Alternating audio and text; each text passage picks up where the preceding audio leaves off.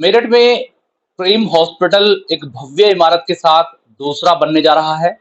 एक हॉस्पिटल पहले ही शास्त्री नगर में मौजूद है, लेकिन जो दूसरा हॉस्पिटल बन रहा है वो मेरठ के बिजली बम्बा बाईपास पर बन रहा है। हालाँकि उसका जल्द ही उद्घाटन होने वाला है, लेकिन उसको बनाने वाले डॉक्टर आर.पी. शर्मा मेरे साथ मौजूद हैं। He is the owner of the hospital.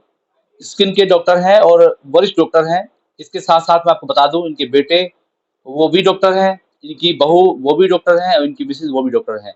कुल मिलाकर 4 लोगों की टीम है और चारों ही डॉक्टर हैं। फिलहाल मेरे साथ मौजूद हैं। समाज सेवा में भी अहम भूमिका निभाते रहते हैं।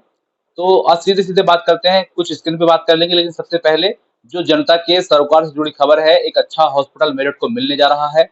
भव्य हॉस्पिटल मिलने जा रहा है, खास तौर से उन महिलाओं के लिए जो प्रसव पीड़ा को लेकर परेशान रहती हैं, जिनमें कई तरह की समस्याएँ होती हैं, लेकिन जो आम डॉक्टर्स होते हैं, वो उनको नाइलाज करके बड़े डॉक्टर्स और बड़े हॉस्पिटल जाने की सलाह देते हैं।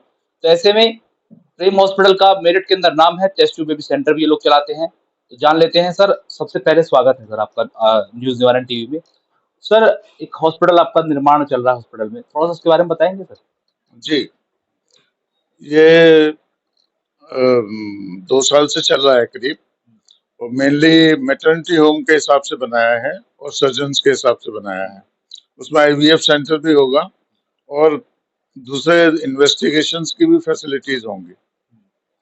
तो मेरे ख्याल में अगले साल शुरुआत में शुरू हो जाना चाहिए। और कुछ बताएं? डॉक्टर साहब ये बताइए, आपका पहले ही हॉस्पिटल यहाँ मौजूद है, तो आप जो वहाँ बना रहे हैं, क्या मोटिव है सर? एक्चुअली ये हॉस्पिटल हमने 94 से शुरू किया है। उसमें खाली मैं और मिसेस थे जिन्होंने ये बनाया। उसके बाद बच्चे पढ़ते थे, तब बड़े हो गए, अब वो भी डॉक्टर हो गए और बहू भी डॉक्टर है। तो उनके हिसाब से बनाया है कि सब लोग उसमें अपना काम ठीक से चला सकें। ये छोटा है उस हिसाब से। तो 94 से और 30 साल से ज्यादा हो गए, अब ज्यादा की जरूरत है, इसलिए बनाना पड़ा। डॉक्टर साहब, जो वो बन रहा है, कितनी जगह में बन रहा है? और आपने तो पूरी ज़िंदगी की जमा पूँजी लगाई होगी, तो लगभग क्या मान के चलें, क्या उसका आपका निकल कर आ रहा है? ये एक्चुअली बेटा सर्जन है, ज्यादातर काम तो वही देख रहा है। तो जगह कितनी है सर उसकी? जगह करीब 2000 स्क्वायर फीट है। तो जिस तो मतलब सर, जो बड़े हॉस्पिटल्स हैं, सीधे-सीधे उनको टक्कर तो देने वाला है। जो लोग दिल्ली के लिए भागते थे, खास तौर से महिलाओं की परेशानी को लेकर, अब क्या लगता है आपको मेरठ में इलाज मिलेगा उनको? हाँ, जरूर। हमारी पूरी कोशिश है, जो भी एडवांस ट्रीटमेंट है, एडवांस इक्विपमेंट है, वो हम सब वहाँ उपयोग करें। डॉक्टर साहब, आपने बताया आईवीएफ भी है, गायनी भी होगा और जी सर्जरी भी होगी। जी। तो कितनी चीज़ें आप वहाँ लेकर चल रहे हैं? क्या जो जैसे मान लो ब्लड बैंक है और बच्चा वार्ड नर्सरी जिसको हम बोल देते हैं, तो क्या-क्या होगा हाँ, सर? नर्सरी हमने बनाया है उधर। आईसीयू पैदा हुए बच्चों के लिए इंतजाम होगा, छोटे बच्चों के लिए अच्छे से अच्छा इंतजाम होगा। क्योंकि सर मैंने यहाँ देखा है कि यहाँ जो महिलाएँ होती हैं उनको तो बेस्ट इलाज मिलता है। लेकिन जब बच्चे का नंबर आता है तो इधर-उधर भेजना पड़ता है, क्योंकि यहाँ ना तो नर्सरी है और ना ही डॉक्टर्स बैठते हैं। तो ये व्यवस्थाएँ वहाँ की गई हैं? हाँ, बिल्कुल की गई है। हमारे साथ एक पेडियाट्रिशियन एसोसिएटेड होंगे। अलग से हमने आईसीयू बनाई है बच्चों के लिए और साथ में पैथोलॉजी लैब भी होगी, जहाँ कोई भी इन्वेस्टिगेशन की जरूरत होगी तुरंत किया जा सकता है। लैब है या फिर ब्लड बैंक भी प्रस्तावित है सर? नहीं, लैब है खाली लैब। इन्वेस्टिगेशंस के लिए, जांच के लिए। सर जो मिसेज़ हैं वो भी गायनी है जी। और बहू वो भी गायनी है। जी हाँ, दोनों का ही नहीं। आप स्किन के हैं और सर जो है सर्जन है, जनरल सर्जन है, हाँ, लेप्रोस्कोपिक सर्जन। तो सारा तो सर आप ही ने देख लिया है, बचेगा क्या? नहीं, मैं तो एक्चुअली मेडिकल कॉलेज में प्रोफेसर था। रिटायरमेंट के बाद यहाँ मैंने प्रैक्टिस शुरू की है। उससे पहले तो मैं इन्हीं के लिए करता रहा, मिसेज के लिए, बच्चों के लिए। इसलिए मेरे ख्याल में तो यहाँ एल ब्लॉक में बनाने से हापुड़ रोड वाले लोगों के लिए और आसपास कॉलोनीज के लिए बहुत सुविधा हो गई है। उम्मीद है कि वहाँ भी बहुत सी पुराने गांव भी हैं, नई कॉलोनीज भी बन रही हैं, तो लोगों को जरूर सुविधा होगी।